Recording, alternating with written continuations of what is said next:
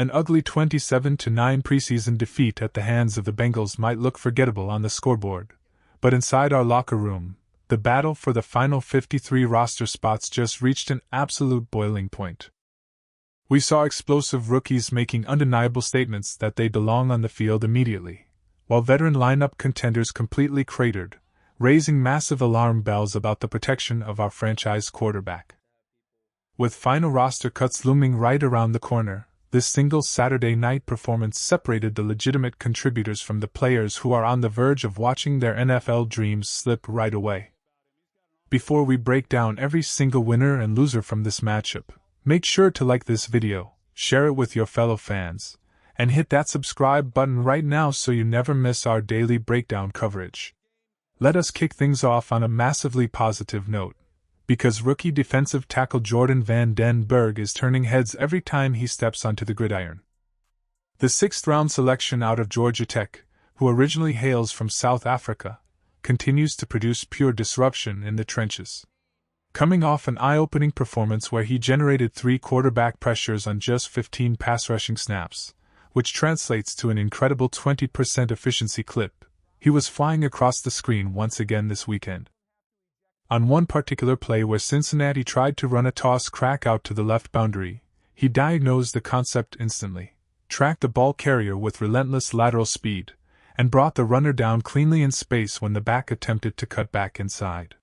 He is winning at the point of attack, showing violent, heavy hands and displacing interior offensive linemen with ease. Most importantly, his explosive get-off at the snap is dynamic, which provides an immediate contrast to the slow jump that has held back players like Jervin Dexter in past years. Is this young rookie going to encounter classic welcome to the NFL challenges when regular season competition begins? Of course he will, but the tape from camp and these 2 exhibition matchups does not lie. This kid is playing with the relentless motor and quickness that demands rotational snaps on our interior defensive line starting on day 1. Keeping the spotlight on our rookie class, 1st-round defensive back Dylan Thiemann is making noticeable strides with every single rep he takes. Even though the primary defensive starters only saw limited snaps against Cincinnati, Thiemann earned several series, and you can visibly see the game beginning to slow down for him. During the opening weeks of training camp, young defensive backs are constantly overwhelmed, overthinking every alignment, while matching up against high-end targets across the field. You can tell that mental hesitation is finally evaporating for Thiemann. He is trusting his eyes, diagnosing formations before the snap, and letting his elite athletic instincts take total control once the ball is delivered. On Saturday night, he showcased that closing burst on a highlight reel tackle where he streaked across the entire field to bring down the ball carrier with authority. Early in camp, he was consistently arriving half a step late, but he is closing that cushion rapidly. Seeing a top draft choice make this crucial mental leap during the preseason is exactly what builds sustainable defensive dominance over the long haul. In the offensive backfield, Salvon Ahmed is making the front office's upcoming roster decisions as tough as humanly possible. While Roscoe Johnson put together some solid reps by lowering his shoulders and battling through contact between the tackles, Ahmed consistently brings an explosive, perimeter element that jumps off the screen. He catches cleanly out of the backfield, turns the corner with effortless speed, and creates dynamic chunk plays in space. Furthermore, Ahmed delivered a standout rep as a punt gunner on special teams, which is an absolute necessity if a reserve running back wants to claim an active roster spot on game days. Head coach Ben Johnson constantly preaches the importance of creating explosive offensive plays. While Roscoe Johnson is an effective straight-line, physical grinder who picks up tough yardage inside, he simply does not offer the game-breaking speed that Ahmed provides. When the regular season arrives, Ahmed presents a significantly higher upside to break open a contest on any given touch, and through 2 exhibition games, his roster stock is climbing steadily. Another standout rookie who looked exceptionally sharp is tight end Sam Roush. Through his first 2 preseason appearances, he has carried himself like a polished NFL veteran. His standout moment came when Case Keenum rolled out on a bootleg to the left and found Roush in open space. Roush caught the ball cleanly, broke a tackle along the sideline, and tiptoed boundary grass to pick up a fantastic 26-yard gain. Later in the contest, he showcased strong hands by reeling in a tough 4-yard reception despite tight coverage, bringing his 2-game total to 4 catches. Beyond his receiving ability, Roush holds his ground exceptionally well as an inline blocker. Unlike many developmental college tight ends who enter the league weighing around 235 pounds and require a full year of professional strength training to bulk up, Roush already carries an imposing, battle-ready 265-pound frame.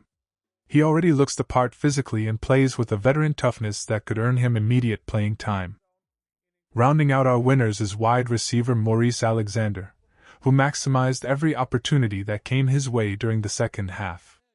Alexander led the entire offense in receiving on Saturday night, pulling in 5 catches for 60 yards and providing the lone offensive bright spot while reserve quarterback Miller Moss endured a brutal passing performance under center.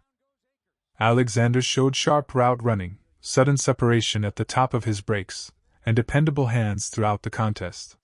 That brings us directly to our question of the day, and I need every single one of you in the audience to chime in right now, with our top 5 receiver spots locked down. Who is going to win that final 6th wide receiver spot on our active 53-man roster? Is it going to be Caden Davis, Maurice Alexander, Scotty Miller, or J.P. Richardson? Go down into the comments right now, make your voice heard, and type out your pick. Now we have to pivot to the losers, and we must begin with an alarming, terrifying situation along the left side of our offensive line. Watching Braxton Jones and Theo Benedict on Saturday night provided absolutely zero peace of mind regarding the starting left tackle position. Braxton Jones was penalized for an egregious holding call, suffered multiple ugly pass-blocking losses, and was pushed straight back into Caleb Williams during his limited snaps. Benedict brings decent run-blocking ability to the table, but his ceiling in pass protection clearly marks him as a backup. With Kieran Amagaji and Jedrick Will struggling to establish any sense of stability throughout training camp, this entire position group is in an incredibly fragile state. It feels like Braxton Jones might end up winning the starting job simply by default, but nobody should feel comfortable with how vulnerable the pass protection looks. We are left hoping that Ozzie Trap-Ilo can return ahead of schedule and hit the ground running, because this left tackle depth chart could turn into an outright disaster if things do not stabilize quickly. In the secondary, Dante Manning suffered through an intensely frustrating evening. You have to respect his competitive toughness because he managed 3 pass breakups, but he was targeted relentlessly and gave up multiple touchdowns. On one particularly painful score, he tried to jam his assignment at the line of scrimmage, got completely discarded, and watched the wide receiver sprint past him for an uncontested fade touchdown. If third-string preseason quarterbacks can pick him apart like that, imagine what top-tier NFL starters would do in the regular season. Manning has the physical speed to help on special teams coverage, but he looked completely unplayable on defensive snaps.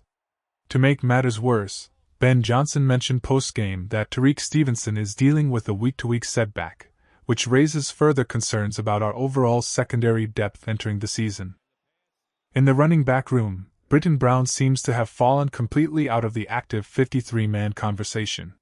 Despite some positive buzz during joint practices earlier in the week, he did not see the field until the 4th quarter, finishing with a quiet 3 carries for 3 yards. With Ahmed and Johnson commanding the bulk of meaningful snaps, Brown is almost certainly bound for the practice squad. Finally, wide receiver Caden Davis experienced a tough, momentum-killing night.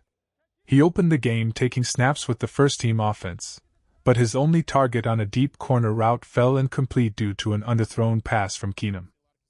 The real damage occurred on special teams, where Davis muffed a punt return. While he managed to pounce on the loose ball immediately, those kinds of ball security errors can completely destroy a bubble player's standing when fighting for the final roster spots.